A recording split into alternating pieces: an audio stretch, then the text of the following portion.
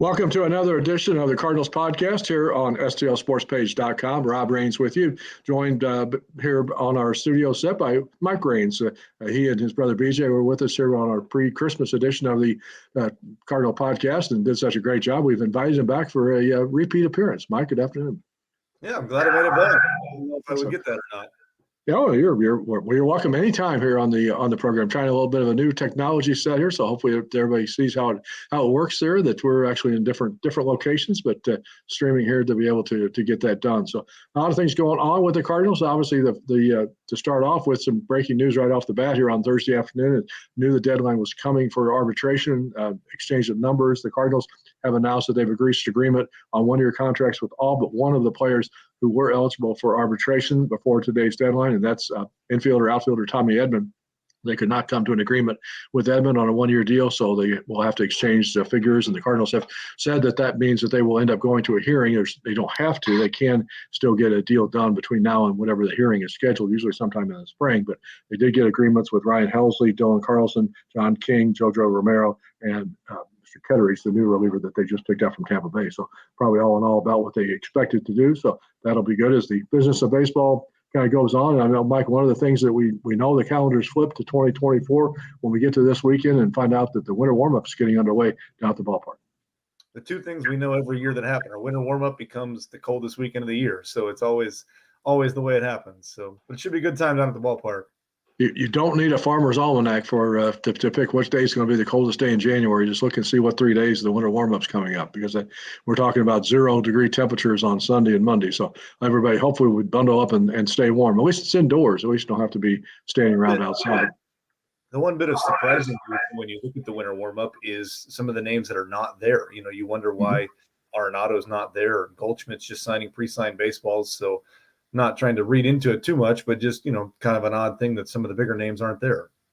And Miles Michaelis as well. And what I saw about all three was that they had prior commitments. Now, what that means, what those commitments are, I have no idea. But that's what is being reported at this point about why none of those three will be in attendance at the warm up. I'm like you. I won't read anything into it until somebody comes out and says there's something more to it than that. Don't know what their commitment was, but that's what it was. But one thing that will be going on down there is we will get a chance to talk to almost all the guys on the club that are in town, and also it's annual sessions with the media with John Mosaic, with Ollie Marmol, with Bill DeWitt Jr. So should be some updates on a lot of different things going on with the ball club as we do now, kind of turn our attention toward 2024. The non-roster player lists were announced on Wednesday. 27 non-roster players will be coming to camp, and a lot of the top prospects as well. And it also announced the first pitcher and catcher workout February 14th, the first full squad workout down in Jupiter February 19th. So it'll be here before we know it.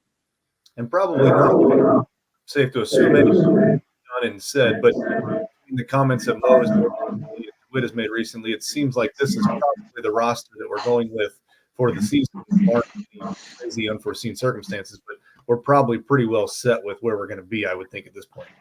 I would think so, barring any injury thing. It does seem like they're not really going to be ready to take on any more significant financial commitments unless there's a kind of quid pro quo. If they were to make a trade that would trade away some of the salary of a player, then they might be able to acquire a little more player salary. But it'll be interesting. Kyle Gibson, Lance Lynn, and Sonny Gray all are scheduled to be in attendance at the warm-up this weekend. We'll hear from all three of them. And kind of they're obviously Cardinals are obviously counting on all three of those guys being significant players this year, and to obviously provide the one thing we all agree needs to be better than it was a year ago, and that's the rotation.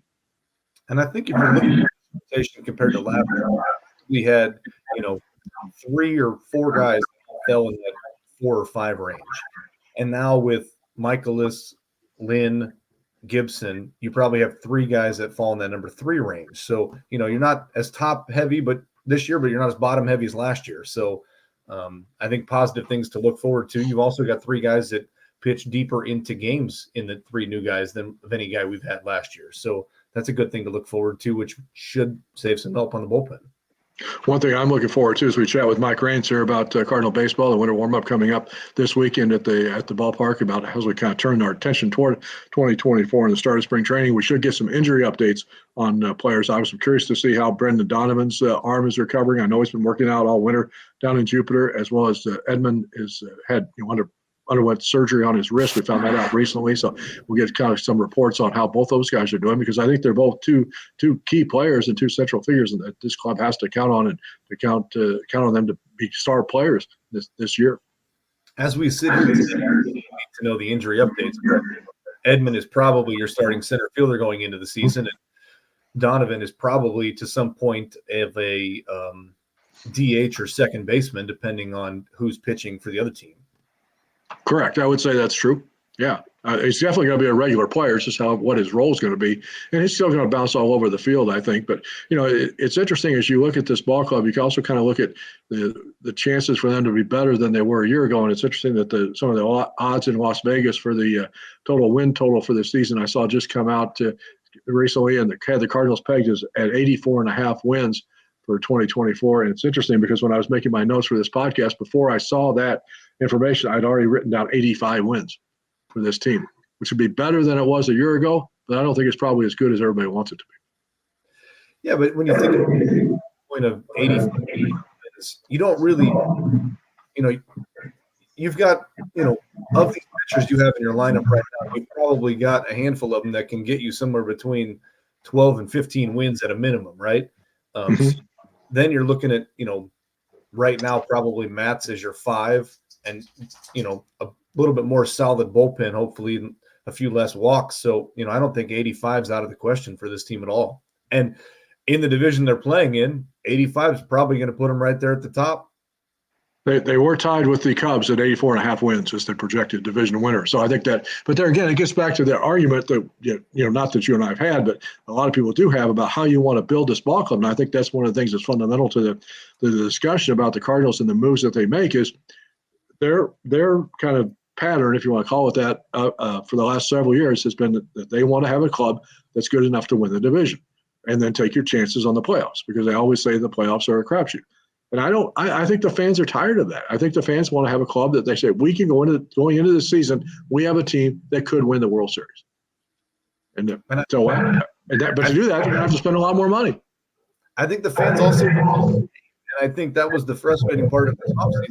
Say, like, there's some big name pitchers out there, and I don't know that Sonny Gray, Lance Lynn, or Kyle Gibson really answered that bell of that big name. And so, you look at wanting that big number one ace, and there were options out there. There still are. Blake Snell's still out there, but obviously, from the comments that Mo has made, we're not going to go take on that salary. So I think we just need to settle in with this is what we have. And again, I think you're thankful you play in a division that not a lot of other teams did a whole lot either. The Cubs finally made their first trade today of the offseason. So, maybe they're starting to do something, but. Yeah. Well, I think too, the other thing to look at is where can this club be better than it was a year ago? We already started the 3 starting pitchers that they've added. I think you're obviously taking on a little bit of a risk with the players of that age, mid-30s, and you're expecting them to perform as they have in the past. Now, the one kind of feather in their cap, all 3 of those guys, is they've all been very durable pitchers and have thrown a lot of innings, and I think the Cardinals are counting on that. But it also means that at some point they could break down. But as you and I both know, pitchers get hurt at any age and with any level of experience. So it's not like you're only taking on an injury risk because you have an older pitcher. You could have an injury risk with a younger pitcher as well. The other thing, look at the starting outfield, for example. As we sit here today, it's projected to be Lars Nootbaar in left, Edmund in center, Jordan Walker in right. I think you and I both think that Nootbaar and Walker playing a full-time basis for the regular position, not bouncing around in different spots, can have better years offensively than they had a year ago. So there's an upside there. You got an upside potentially with Nolan Gorman being in his second full year in the major leagues. You got an upside potentially with Mason Wynn getting a full-time job at shortstop. You got potentially upside in bounce-back years from Nolan Arenado and Paul Goldschmidt. So maybe the improvement in this ball club doesn't have to come entirely from the pitching staff.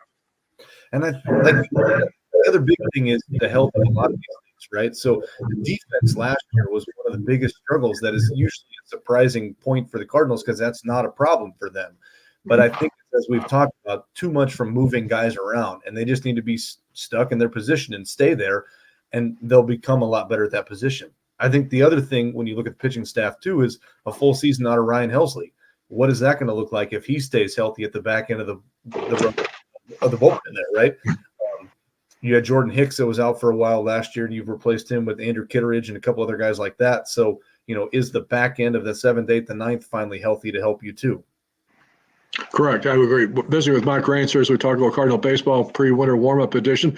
Obviously, we're counting down the weeks now until we get down to Jupiter, and we'll have regular Cardinal coverage for you. Thanks again to our sponsors, AAA Travel, Drury Hotels, the Homewood Suites, and Palm Beach Gardens, all of our other sponsors as well for bringing you this podcast, for bringing us our full Cardinal coverage from spring training, as well as all of the in-season coverage, totally free here on stlsportspage.com. If you want to sign up for our newsletter, you can see the link on the website there and get our regular emailed newsletter and find out all about all of our other features that we all have to offer on the website. One other piece of Cardinal news that's come up since we've had our last podcast is the addition of another advisor to the front office. Chaim Bloom, the former general manager, president of baseball operations of the Boston Red Sox, has signed on with the Cardinals as an advisor to Mosaic. And I think a lot of people immediately saw that and jumped to the conclusion, here's your next president of baseball operations when John Mosaic retires, which we assume still as of the moment will be sometime after the 2025 season. But I think you're kind of reading too much into that for people who think that's automatically going to happen. I do like the addition of him to the front office, however. I think it's a great addition. That I have is his past in Boston and Tampa. Also made some recent Boston and Tampa this season. So has he already kind of been quietly working in the background and with Mo on some of these moves? And so it's just time to, hey, let's make it official and bring him on to get some help.